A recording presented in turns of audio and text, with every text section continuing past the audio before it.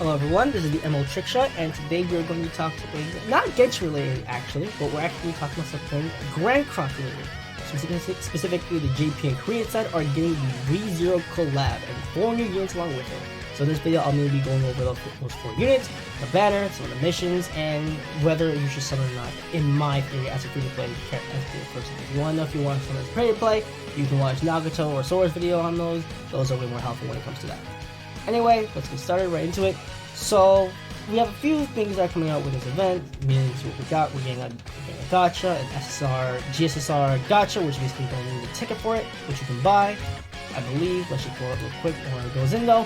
Login, you get 10 tickets for a multi over the course of 7 days, which is really good. Usually you do over the course of 14 days, so this is really nice to have.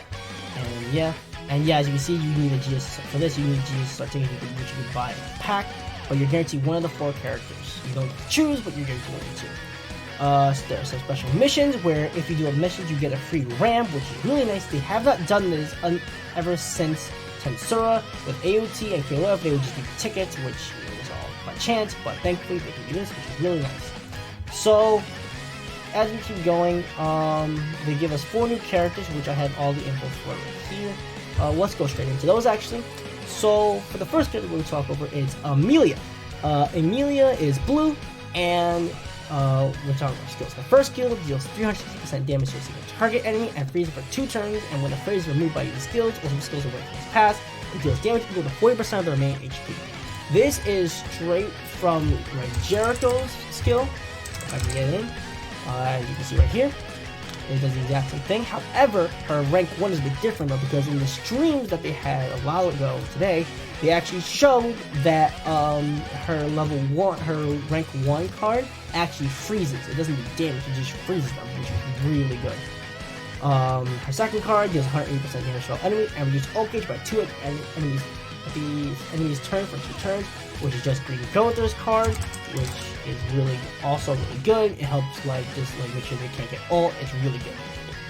Anyway, her ult is basically Lost in ult and inflicts secret technique damage to 30% attack on all enemies and attribute advantage damage, which means she'll always do be type advantage against everyone when she does this ult.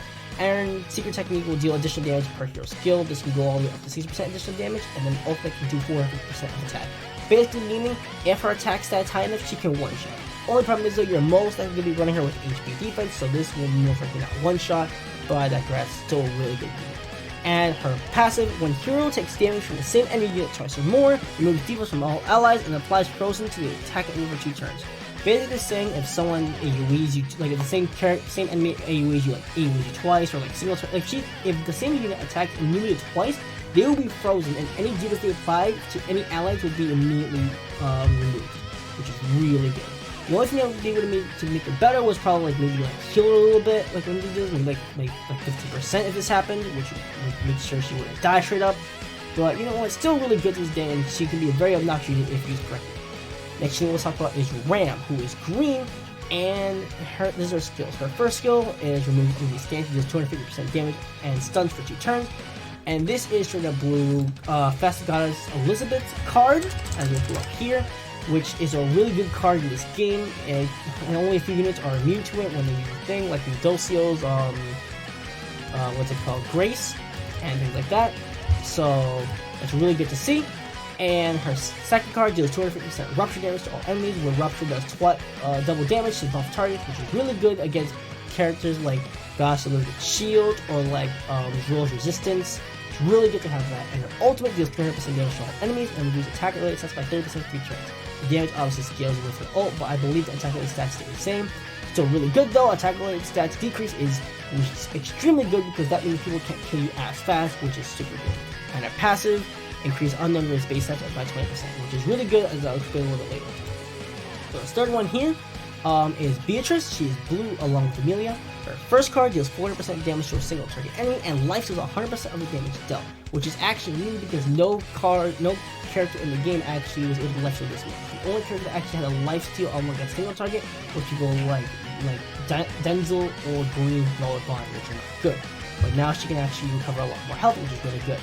Second card deals 225% despair damage to all enemies, and despair recovers reduced HP by 30% upon a critical hit, which basically means she'll heal even more if she gets a crit.